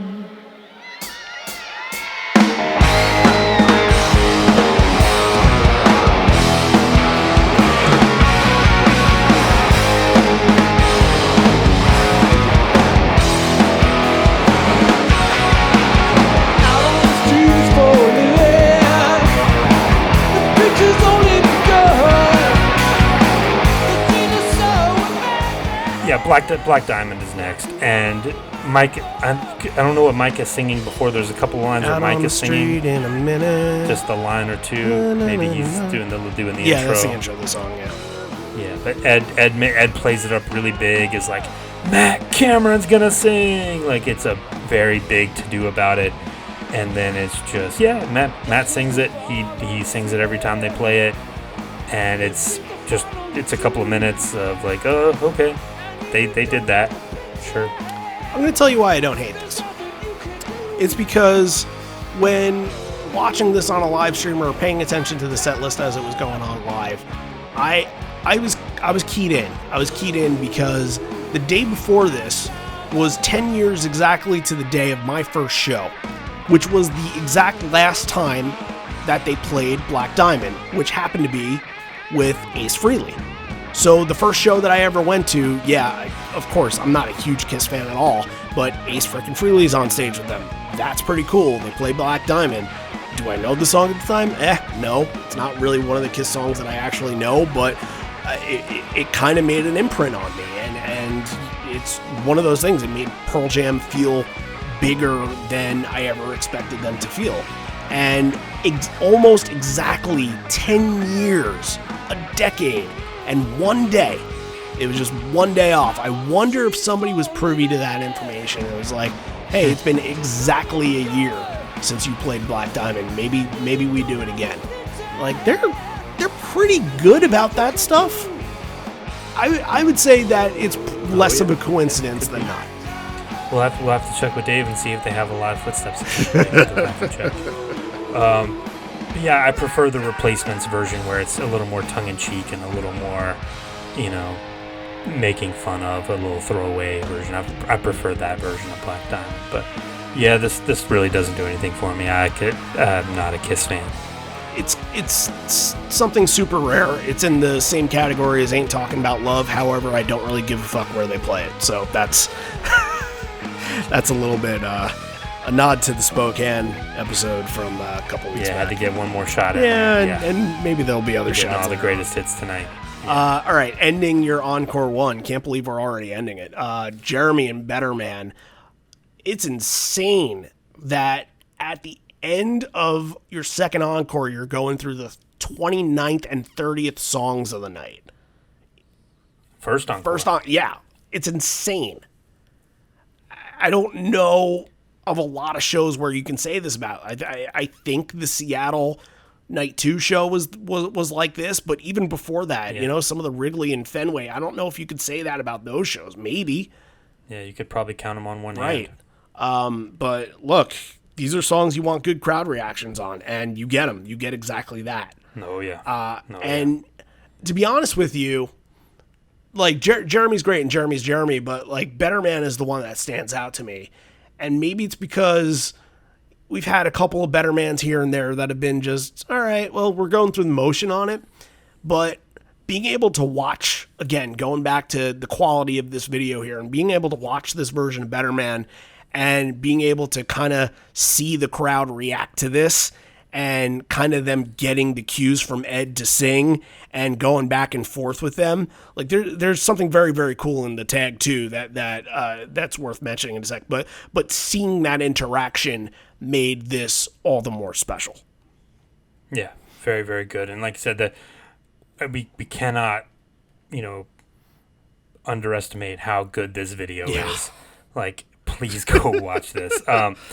And yeah, you mentioned the tag. We get a little bit of punk rock, a little bit, just a little bit, little Ramones there, which is very cool. I wish we gotten more before they go into Save It for Later. But yeah, really good. I mean, Better Man's Jeremy and Better Man to end this encore is fantastic. If you're in this crowd, you are floating on a cloud at this point. Yeah, and speaking of the crowd, this is the point I wanted to bring up during the Save It for Later part of the tag. Ed is doing the build-up in the Don't Run Away, and he's mixing it in, and the crowd isn't responding back. Just don't, please, just don't, please don't run away. Please don't run away. Please don't run away and break me. And if you're gonna run away, take me.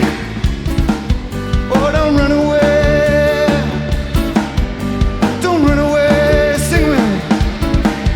Don't run away. Don't run away. Don't run away. Don't run away. Don't run away.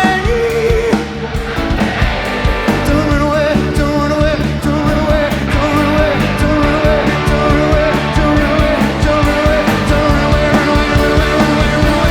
Run away. Run away. It's not weird, though. It's not like they're not doing a call and response with them because they don't know to do it. I think they're so captivated by what's going on stage that they just sort of forget for a second, and Ed kind of is like, you guys go. Like, kind of as like a, remember, like, that's your line. And then they're like, oh shit, yeah, that's right, we're part of this too.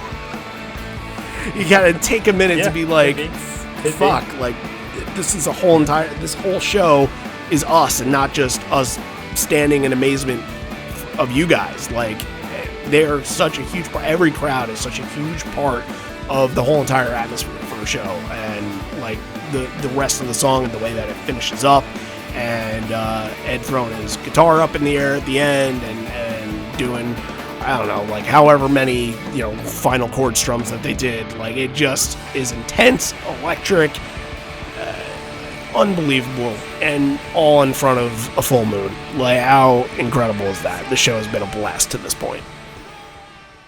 Encore 2, like you say, would be a 70s butt rock sort of song. Yeah, we can have the excess of covers conversation here if we wanted to.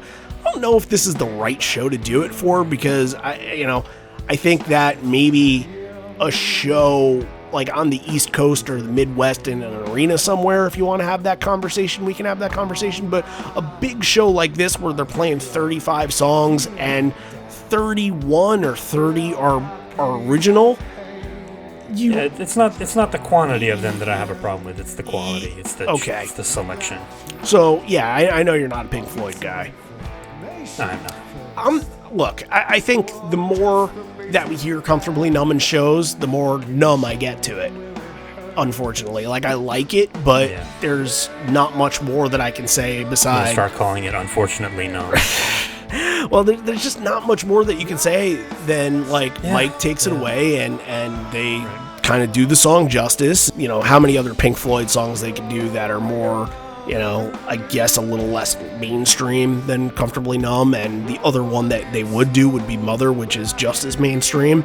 So, this crowd. But even Mother's a little cooler because it has that line about like Should I trust the government, yeah. and that gets a big thing, and like that's this just again it does nothing. I don't fault them for playing it because I think it's for a crowd, and I get why they do it.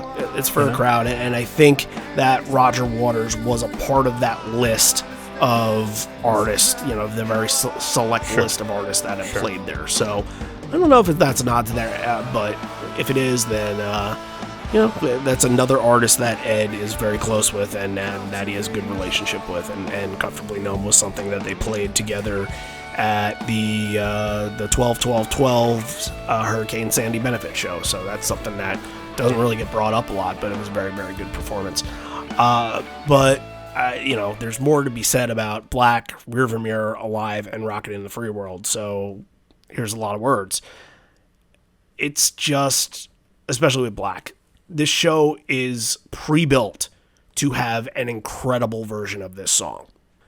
And when you look at the original set list, this was placed in the spot before Jeremy. And the move here is a much better decision than putting it before Jeremy. Like, you want, especially with this crowd, especially with the way that the song in 2018 even still finds ways to continue to surge and get better live. You want this to be a spotlight, and to play something like Jeremy afterwards, I don't know if it cheapens that, but in Encore 2, coming off of a cover, this puts this at a really high platform that makes it incredible, to be honest with you. So do you think Black Diamond was played on accident? No. Like Matt saw it and was like, "This is me. It's Black. That's short for Black Diamond. This is my song." They messed it up. No. That's literally the only change in this set list was flipping Black to this spot, and I think it was absolutely the right move. It's the sign to like, okay, Everybody knows this is the end of the show now. Like, we are coming to the end. This is the climax of the night, right? This is what you've been waiting for. Here we go. We've gone this far and we're almost there, and just hang with us for a little more. And the stage goes red, which is super cool.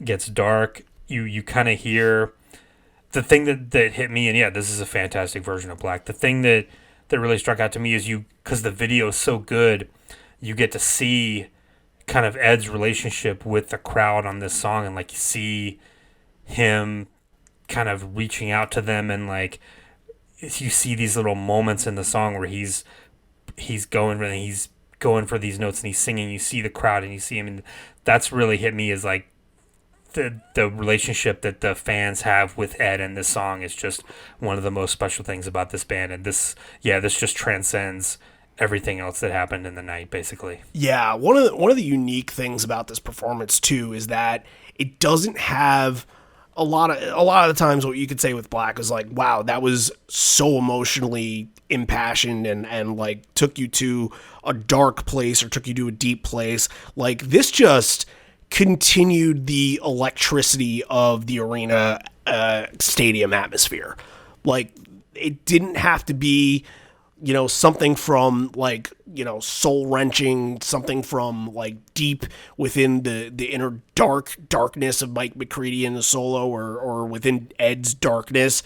This was just one of the best songs they have being played in front of one of the best crowds that they've ever played in front of, and just being able to show it off and do what they do best. Yeah. Like, it didn't have to be emotional. It just had to be Black, and that's exactly what it was. Yeah, there's not a big like crushing "We Belong Together" thing. He actually does a kind of a nice little improv. I want to talk about that.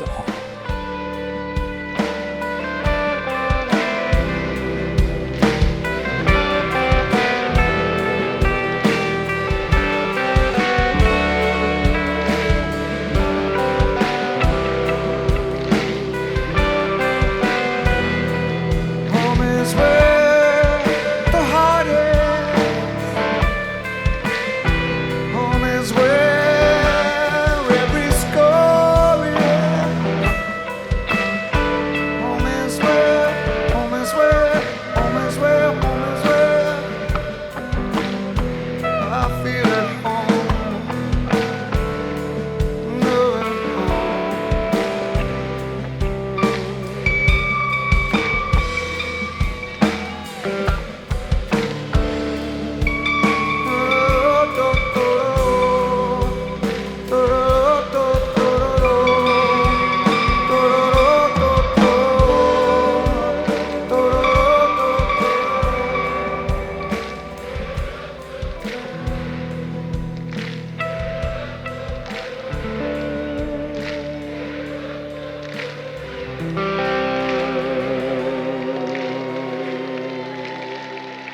this line specifically, home is where the heart is, home is where I feel at home.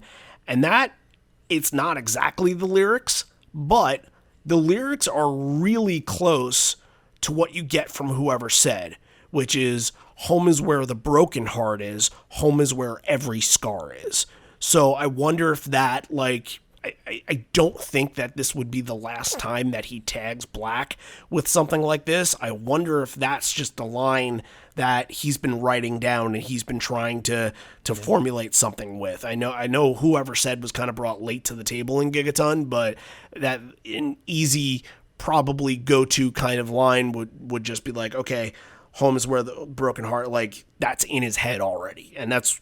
Could have been something in a notebook. Sure. Yeah, he's got those notebooks, and like, yeah, you know, we know that he's done some good writing in Rome before, so that wouldn't be surprising. Yep. So maybe the first little hints of what would become that song. Who knows if that would become the big live anthem?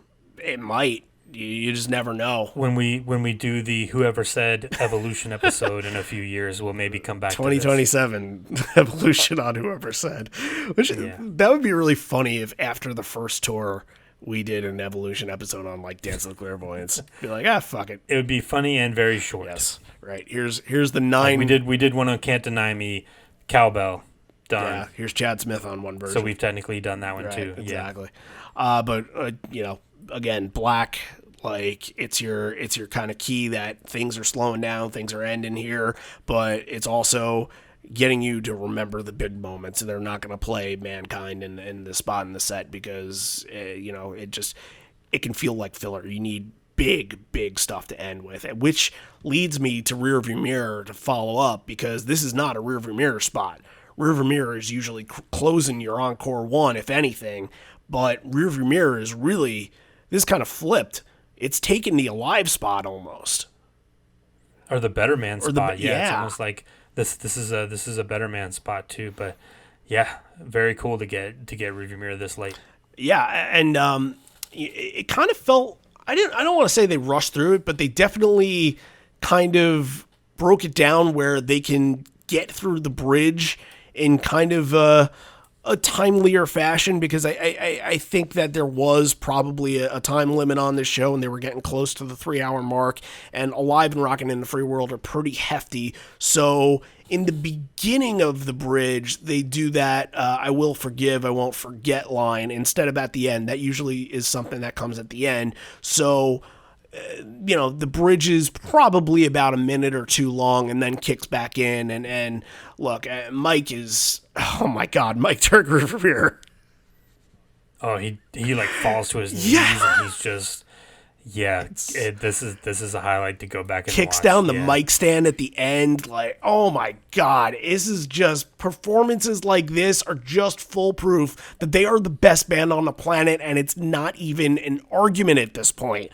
Like, how can you watch this and say, like, they're okay, or, I don't really want to see them live? Like, there is no way to deny any of that. You can't deny it. I'm not gonna take your bait there and go for the easy thing. No. It's, again, this is like with Black. Like, this is the culmination of a really special night, and they're feeling it. Can you imagine the electricity in the backstage? You know, in between Encore 1 and Encore 2, like, yeah, like you just want to let's just go back and keep playing. Let's just go keep playing. We're riding this wave. Let's just go while we got it. Like, let's get right back out and go. And yeah, this is with a crowd like this, and with the band in the form that they were in, and coming off of that, we talked about the I-Days and Padova and London and all that stuff. Them just chomping at the bit to let's get back out, let's show them what we can do, let's get back out there. Yeah, just all that stuff culminated in this last few songs, and these are all really good performances. This whole Encore 2, fantastic. Black, Rearview Mirror, Alive, Rockin' the Free World. Not just this isn't just like let's have the party and we don't really give a shit. Like we're leaving, whatever. Like, here's the thing though, these are great performances. Yeah, I was even going to refrain from using my typical bread and butter term, because it just, saying that doesn't give the credit to both Alive and Rockin' in the Free World that they deserve from this show. Like, sometimes it gets glossed over that, okay, it's another version of Alive, it's another version of Rockin' in the Free World, you know exactly what's coming, you know exactly what's happening, but in a crowd like this that they've never played to before, and that you almost never get something as big as this, and the reaction like this, like, these become completely different beasts. You know, some things that I saw on Alive, there's a kid that's on somebody's shoulders, and I think Ed spots him out. He's pretty close to the front. Ed spots him out, and I guess he hands something to the security guard, maybe a pick or a set list or something, but the kid gets something, you know, just from Ed seeing him there. And there's so many people's women and children that are, you know, on people's shoulders, and they're just having the absolute time of their lives. The reactions during both of these songs just make this show completely special and completely just one of a kind, you know? Like, obviously, most shows you're gonna see an Alive or Rockin' in the Free World get something like this, of course. Like, everybody can feel that energy, everybody can relate to these songs, everybody knows what's happening. But to see, again, going back to the video quality here, to see this in this form, in this fashion, it feels bigger than just being at a show. It feels like you can see all these different faces watching at once, the people singing along, they're passionate, they're waving their arms in the air, they're pumping their fists. Like, everything about this is why they play Alive every night, and how powerful it became. Last week we talked about how Ed didn't really give a shit about Alive anymore. He wanted to move on from it, and, you know, asked why the hell. Sometimes I don't know why the hell we keep playing it, but you have your reason right here. This is it. And he knows it at this point. And think about it too. This is probably close to the 800th time that they played this, because their set list, we don't know where they definitely played it. Right. They've played this song 800 times live, and it still hits like this and still resonates like this. That's amazing. Lost of words from that. 800 is a lot, but if you're playing it 800 times, you know it fucking works. You ain't trying on time 500 and saying, all right, this is the one. No, it's because the 10th time worked, and it's because the first time worked, and then the 10th time worked, and then the 100th time worked, and then the 500th time worked, and it kept working and working and working, and it keeps getting better and better and better, and this version of Alive just makes you feel just that. Like, you know, just seeing all the people, again, going back to, you know, the idea of, like, do I miss concerts right now? Right. Like, everybody, the crowd in unison doing the whole thing. Like, yeah, it's some electricity in that building. This is why people call each other family in this community, because the way that everybody's celebrating together, you just,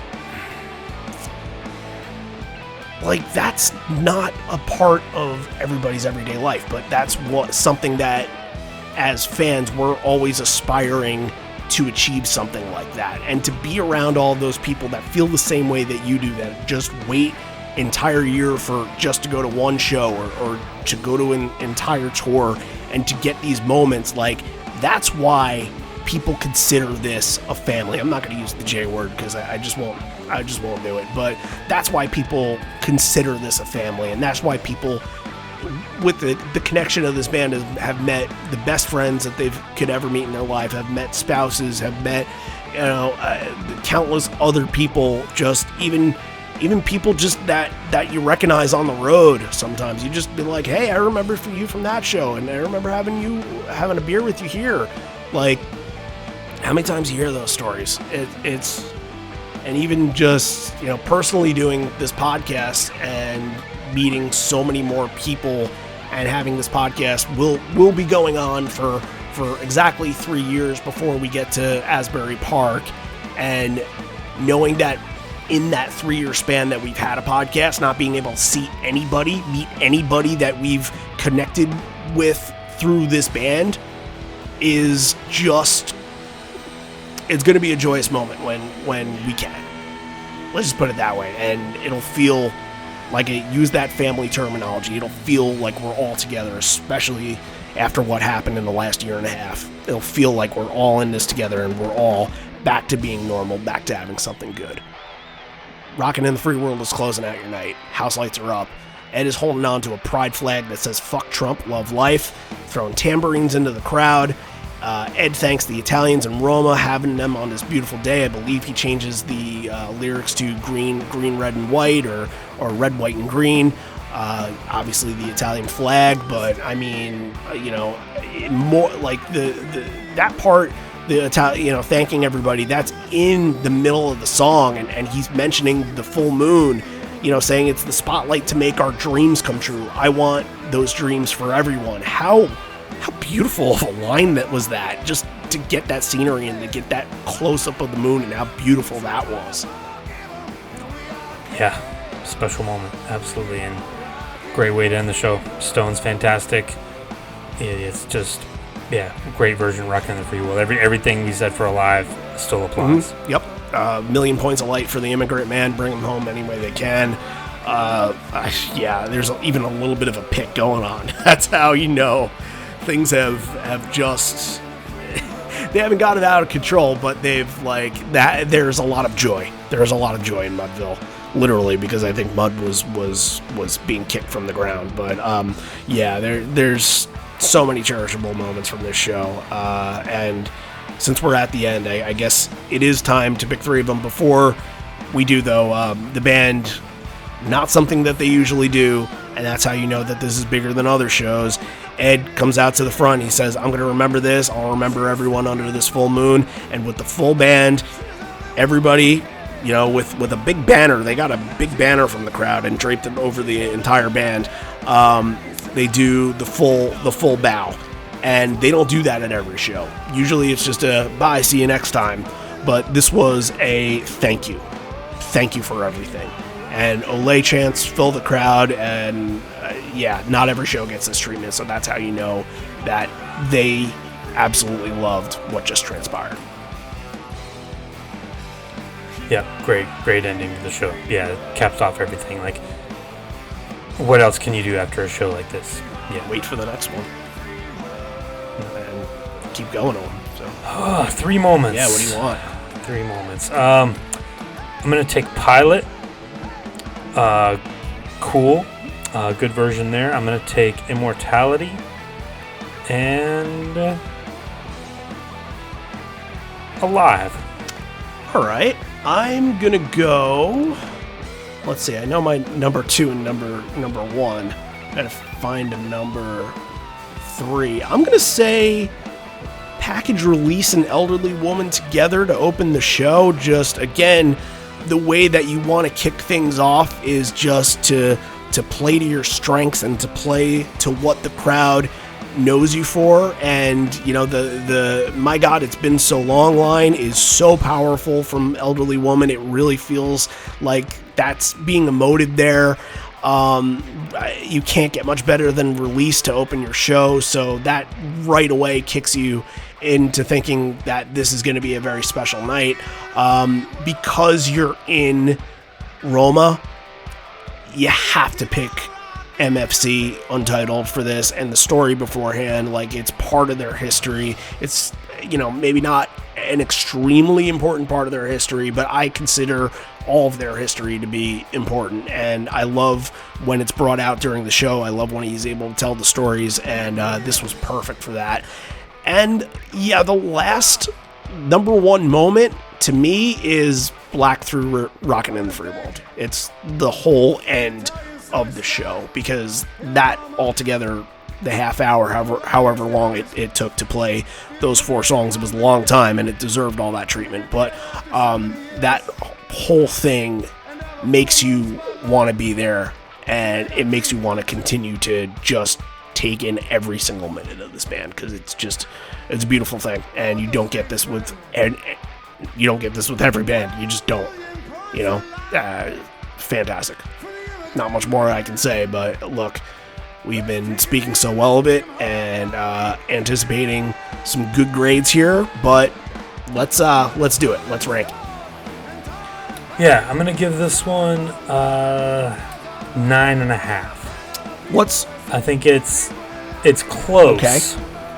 But for 2018, it probably does deserve the one of the best shows of this year.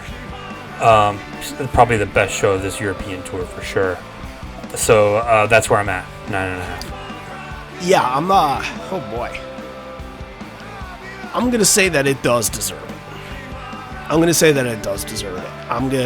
go. Does deserve what? Don't pull punches here. You got to come around. Well, and say it. give me the time to build the drama. I think it does deserve the 10. And maybe going into this show, I didn't really think that, but I think I've convinced myself with some of my arguments here. Big moments deserve to be enshrined in history for a long time. There is a Sirius XM poll that's going out and asking people what shows should be part of the top 30 of all time. There aren't a lot of late era stuff, and if it is late era stuff, it's mostly like a Moline or a Greenville or a Fenway or a Wrigley. This is one. This is one on that list, and I feel like if it's on that list, like, it's gonna be pretty close to a 10, if not a flat out 10. And yeah, I was probably at about a 9.5, and I crossed the border going into the episode. So yeah, I'm totally cool with giving it a 10. Fine with me. Okay. Sure. Hey, look, I'm not going to be able to rate anything for the next month or so, I might as well go out on a high point, I guess. Like, you're gonna be the Lisa Simpson at home, like, grade me. I need to rate something. And no, take your break. Take your break. Well, you deserve it. You earned it. So thanks. Don't think about the show. We'll be fine. Come back when you come back. Well, the show. The show is part of the show me. must go on. Like, I'll think about the show. No, I look. I can't help it. Like, this is a project that we've really been very dedicated to for almost 3 years now. And although I will be having a human child, this is also somewhat of a part of our family too, that this kind of goes hand in hand. But like, I'm taking a whole month off to figure out what this whole life is like to be a dad, and gonna figure out how to change diapers, and gonna figure out how to swaddle and give baths and things like that. So more important things need me right now. But John, you are more than fully capable of steering this ship, and I trust you to do it and bring on these fantastic other podcasters and people that we have connected with through the community that are just going to pave the way with you. So keep going with that. And look, I'll have the very rare opportunity to be a listener of this show. So maybe I'll send an email to liveonfourlegspodcast@gmail.com. The number 4. Maybe we'll read it on the air. No, it's gonna be. We're gonna have some fun. It's gonna be a little different, obviously, without you. It's not gonna have the same feel to it, but it's gonna be a good time. I think we're gonna have. Would you like to tell everybody what who you're gonna bring on next week? What you're gonna do? Sure. This is part of the job now, John. That's right. We're gonna be continuing the Seattle series, which we've been doing all year. And we're going to go back to 1998, and we're going to be joined. I'm going to be joined by Brandon from the Better Band podcast. And so, yeah, Brandon went to a couple of shows on this tour. I saw them for the first time about 6 weeks after that show. So we're going to go back in the old time machine back to 1998 and talk about that. It's going to be fun. Feel bad missing a Yield Era show because last year I missed a Yield Era show at one point, and I was like kicking myself for it. And that just means there's plenty more we got to get to. Yeah, like even this year we're going to get to a lot more. We only did one this year so far, and I think we planned on doing like 3 by this point. But you guys will kill it, and I'll listen to the episode. I'll just enjoy it as a fan for once. But thanks to everybody for listening in. Again, head over to Patreon if you want to contribute to the show. If you want to subscribe to the show, please. That helps us out. That makes us more visible to people on Apple, Spotify, SoundCloud, Stitcher. I can go on and on and on for days. Even YouTube. We don't even mention YouTube, but I upload to YouTube every week. How about that? But yeah, all those things are great, and it helps the show and just continues to push us forward and make us want to do more. And look, if you even leave a comment, if you rate us 5 stars, we'll shout you out on the show. We're not afraid to do that, and we thank you guys for wanting to continue to listen in every week, because we know this is a long show. We're almost on 2 hours here. We know this takes up a large part of your day, but hopefully you're enjoying the large part of your day that this is taking up. It's summertime. This may be the end. We're here, but not for much longer. And although we may be parting ways, we miss you already. Miss you always. I'm on paternity leave. I'm going to go enjoy having a child. John. Stoccazo. That could work too. All right. Thanks, everyone. I'll see you in August. John, I'll see you next week.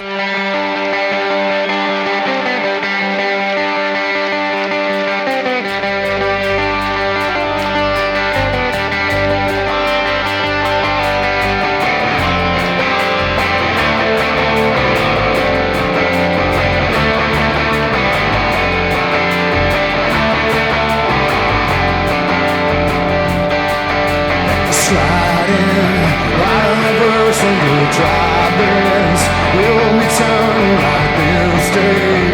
All the sunset will rise.